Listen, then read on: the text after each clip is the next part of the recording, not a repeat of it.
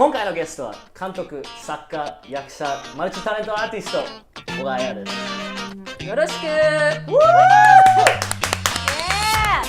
Aya, Ogawa, thank you so much for coming on to our show. Welcome. Thank you for having me. Absolutely. So, you have a new project coming up. It's a show called Suicide Forest, written by Christine Hernally, which you are directing, and it goes up at the Bushwick Star in late February. So please tell us a little bit about that. The way I describe the play to people is that it's kind of like looking into Christine's uterus and then flipping it inside out. I know it's like so disgusting to think about it, but it is that disturbing of a play. And in fact, when she first sent me the script, I think she had submitted it for the Bushwick Star reading series, and so they offered her a slot, and she contacted me and was like, "I'm looking for a director for my show," and I was like, "Okay, email it to me." And I had never really had contact with her before. I'd seen her as a performer in many other people's shows, and I knew her as she had her own company. I knew her as a playwright and director. I assumed that she directed her own plays the way I do. So I wasn't expecting. I was surprised, and I read the play. And when I read the play, I wanted to vomit. Like, it was really disturbing and disgusting, and there were so many things about it that just made me like feel, it just was repulsive to me. And I was like, oh no, I don't think I can do this. Like, this is not the world I want to inhabit. But then that was kind of the beginning of our relationship. Like, we just started talking about her play and why she made these decisions and what she was trying to say and where she was going with it. And the more that I talked to her, we just found that we had a lot of resonance with each other. And I could see where she was trying to go with the play, or I could see kind of what the play wanted to become. And so that was really the beginning, and we spent the last 2 years working on it together. I would throw out a lot of ideas and suggestions, and she would respond, and we've built this trust in each other, or trust in each other's ability to communicate and understanding one another, which is the key, to any collaboration, I would say. Remember, this show has an all Japanese heritage cast, yes. Right? So one was the significance of that, and two, was it difficult to arrange that cast? Yeah, so this was actually one of the very first things that we talked about when we were getting down to the nuts and bolts of the reading. And I was like, well, it would be fairly easy for me to get an Asian American cast together for this. I can name people off the top of my head, I can make calls. But there's something about her script to me, like stylistically, it reads in one moment very naturalistic, and in the next moment very off-kilter. You might call it poetry, you might call it like some weird disjointed language, which was deliberate, and I was like, well, how, somehow to me in reading the script, it felt to me like a play that had originally been written in Japanese and had been translated into English, even though I knew that she had written it in English. And I just thought that there was something there, like, can we push into that dissonance rather than mask over it, and then I was like, well, why don't we, what if we used Japanese heritage actors, and not even Japanese American actors, but Japanese heritage. Japanese is their first language, English is their second language. What would that voice do in lifting up the script? Like, where would that take us? So it was kind of an experiment, that first reading. Interesting. And that's kind of the direction we kept going in. So recently you did something at the Public that was a piece that you had written and you also performed in it, and it was very autobiographical. I'm curious, when it's something that deeply personal, do you feel like it would be okay for other people to do as well, or do you have like a sense of ownership for this one? Yeah, I would say that not just for this play, which happens to be autobiographical, but for all of the plays that I have written and directed, I just think that nobody else is gonna do them. And like, it's kind of like I did them because no one else is gonna direct them, no one else is gonna produce them, so I'm gonna write it and direct it and make it happen. And it's like it's a blessing and a curse, you know. I am not a typical playwright in that sense of like, I'm gonna sit in my room and write a script and then take it around and hope somebody directs it and produces it. Like, I just don't have that. I don't think anybody will, and I don't. You know, early on in my career, I handed a script off to somebody and watched it get demolished, and I was like, okay, I'm not going to do that again. And also because I actually started out as an actor in an ensemble situation where we all had agency over what characters, what stories we were telling, and kind of also compositionally. So it's really like, I don't compartmentalize what I do as like, this is, you know, I'm writing now and I'm directing now and I'm acting now. It's just all kind of like an expression of myself as an artist. So yeah, I mean, I think that I would be really interested in seeing what someone else would do with it. I just don't think that it will ever happen, I guess. Wow, okay, Yeah. very interesting. Yeah. Well, I know that Suicide Forest is the first full production that you're directing.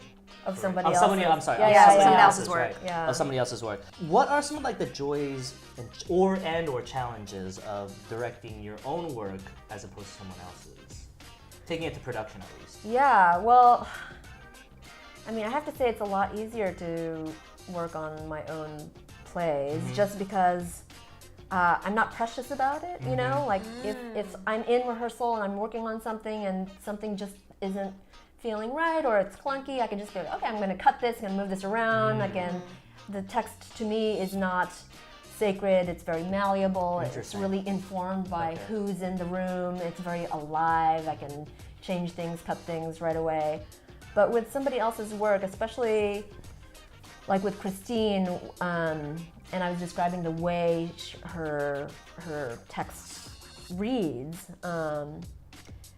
you know, there's a lot more like, is it okay if I, you know, like I don't make sure that everything's okay. Right. And so that's why I guess I feel like that conversation between us and our understanding of each other and of each other's intention, that developed over the last 2 years, and that's the only reason why it's even possible for me to be working on her show. Yeah, because now Christine was in my show, The Nosebleed, as an actor, and I was the one, when we were working on her play, you know, there was this role of the high school girl, and we auditioned and we had different people occupying that role, and at a certain point I was like, Christine, I'm sorry, but I think that you have to play this role. Right.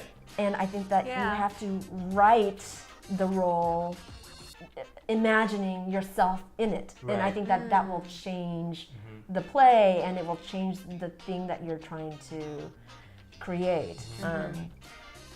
And yeah, it's kind of like, I don't think a normal director would be like, yeah, you should put yourself in the play. Like, that's crazy talk. Right. But I feel like we were able to do that, and I was able to suggest that, and she was willing to like trust enough to do that because of our relationship. Yeah. All right. Yeah, well, also, you know, it sounds like you've been collaborating on this play for quite a while, so I think that trust you mentioned, like, yeah, you do have it, and that's great that you've been able to find that counterpart to be able to work on someone else's work like that. Yeah, that's really definitely. Great. I do feel like it was a real blessing that she reached out to me when she did, because I think that really my inclination was to be like, no. Yeah, You know, like don't, I'm not gonna. I still got do that it. flip uterus in my head. that's gonna be in there for a bit. I get it. Like you saw past that. That was plus. So your work also uses a lot of multimedia and a lot of languages.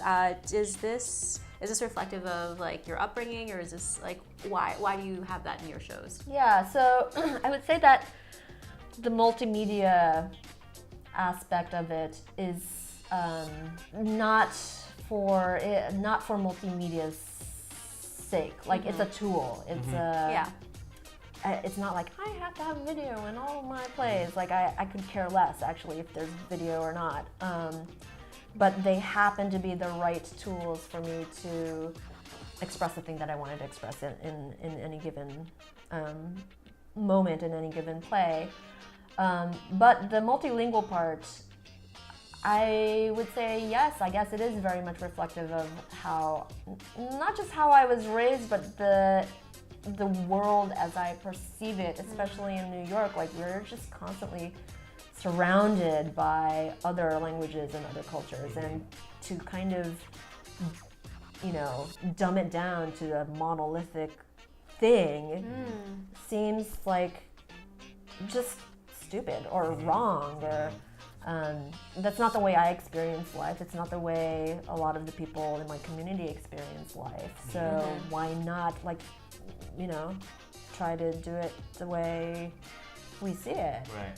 I was doing research on you, and there was this one show that I was so fascinated by. I don't even know if I'm pronouncing it correctly, but LUDIC PROXY? Yeah. Basically, it's a show where it's about deja vu, experiencing deja vu in reality based on something you experience in virtual reality, right? I guess I relate to that a lot because I'm playing SimCity 4 right now. And so it's just city building, right? Nerd alert. Right, God. but there's templates or whatever where people have built New York City in SimCity 4. Cool. You know what I mean? So it's just kind of wild. And then also that Netflix show Bandersnatch, where it's like this choose your own adventure show for Black Mirror. You did that like years ago. Like there's a show, your show incorporated where that an audience would vote on how a scene would go. Oh, so each performance is quite possibly a completely different outcome? Yeah. Yeah. Yeah. But I mean, that's one act. Damn. Right? But it was That's just something that was ambitious. just so fascinating to Yeah. me. And I was just looking, I was reading the description on this play, and I felt that it's so, I wish it was being performed now, because I feel like it's so salient right now, especially in our such digital age and how our lives are completely digital now. And digital reality is even more real than real reality. And I was like, man, someone's gotta remount this show, man. Someone's gotta remount this show, because I want to see it now. Reprise, let's do it. Yeah. Yeah, it sounds fascinating. That's not a question. That is just simply a statement. Well, I would love to tell you like how the idea of that came about. Yeah, go, please. I was working on the Foundry Theater had this project where they would match up artists with community organizations and commission them to create a piece together.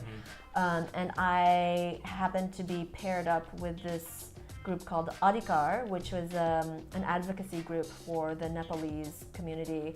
The organization was based in Queens, but they were serving Nepalese people wherever in New York. And so I was working with about a dozen women to create a play, and most of them had been trafficked here. Most of them were domestic workers, or they arrived and their passports were taken away, or all these like worst case scenario situations. And while I was working on that piece with these incredible women at home, my husband was playing a video game called Call of Duty?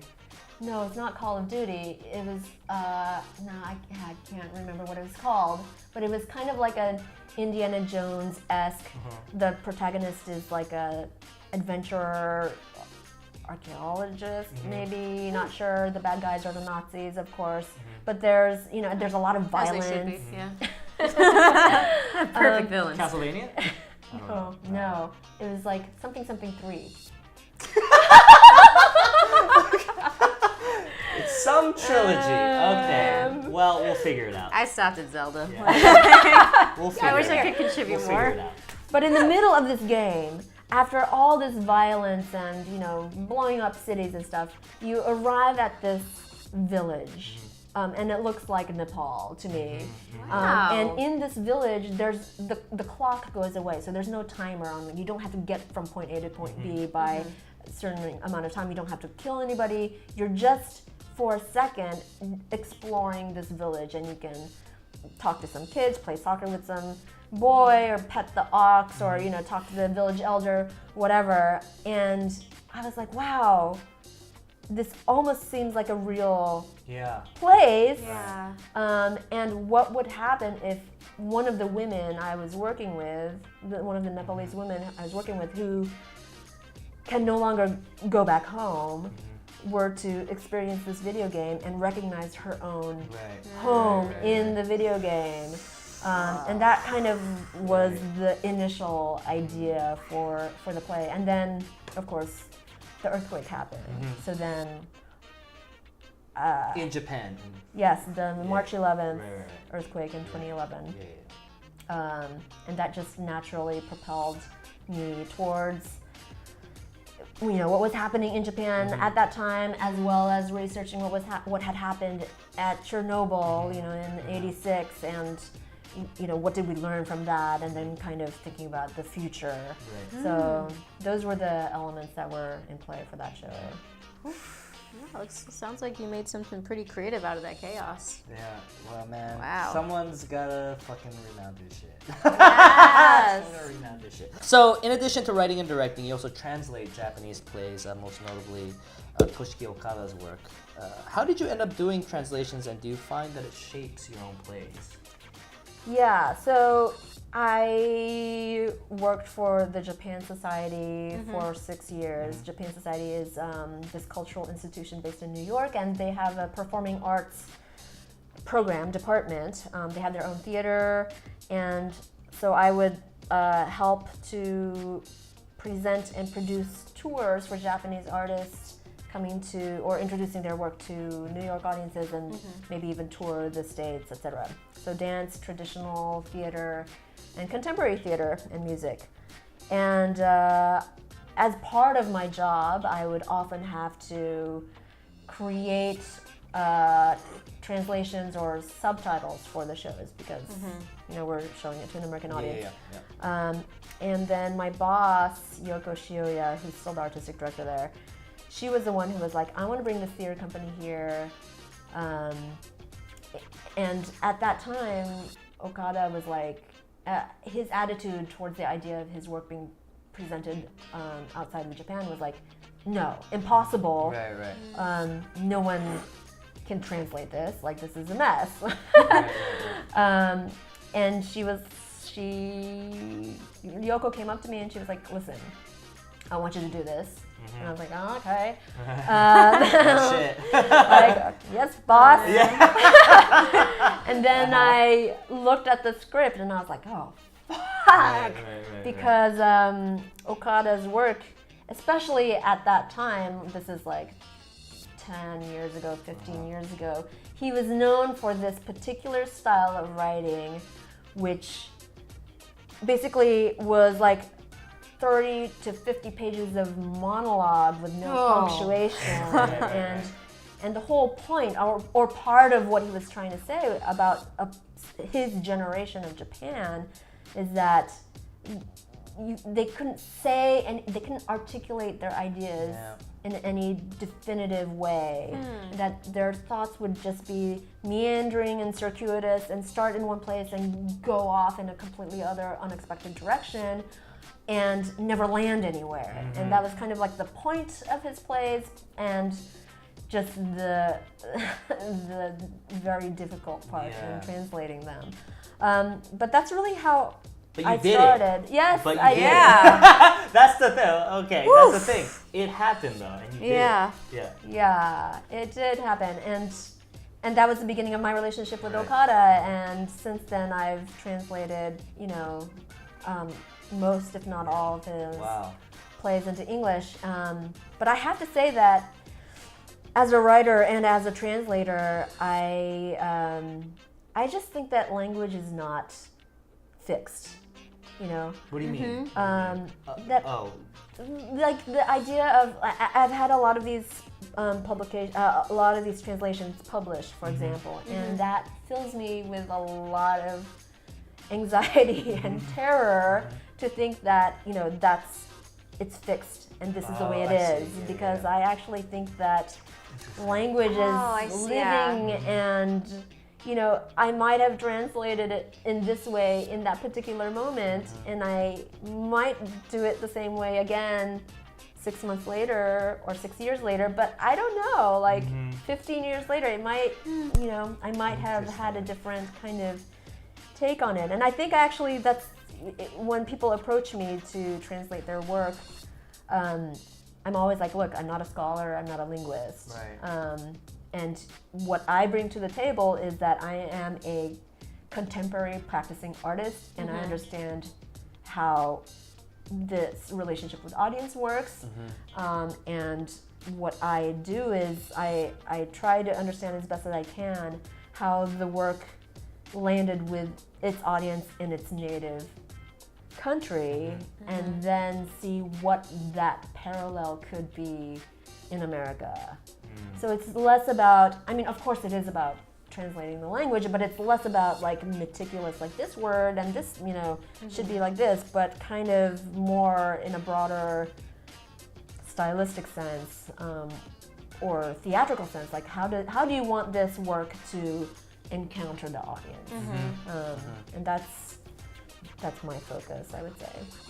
I also feel like that could be just, fixed with a little asterisk, just to say, like, this is, the translator considers this language living, and this is their best interpretation. But it sounds, I mean, that's so important. Actually, at the Under the Radar Festival, there was recently a play by, The Saloon. Was it? The New Saloon. Yes, Yeah. Minor Character, and they did, it was Chekhov in 3 different translations of Chekhov, including a Google Translate. Yeah. And so, it came out, like, everybody's doing all these different characters, all these different, like, translations, and they're speaking to each other, like, fluidly. So, like, it is neat to see, like, how translations do play a part. But, they're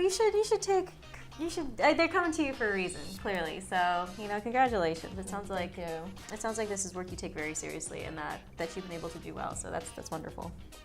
Yeah, and then also in response to how it affects my artistic practice is that, I mean, it really does. Like, it's.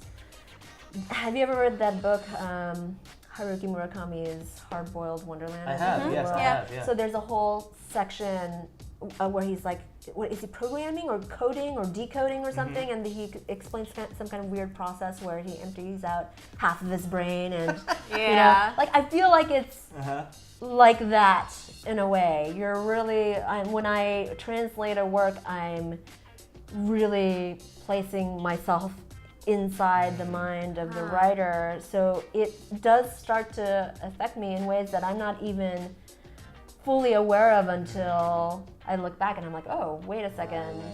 You could say that this, this moment was influenced by this text or this logic or something. Right. So, yeah, we're all porous. So if you could give advice to your younger self or aspiring artists possibly watching this program, what would you say?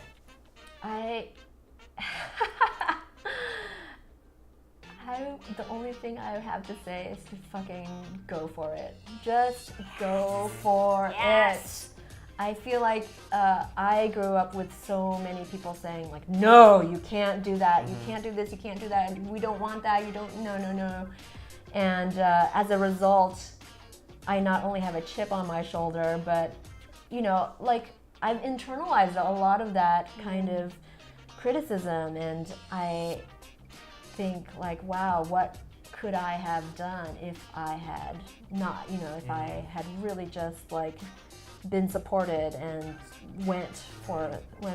So yeah, just go. Just do it. Do your thing.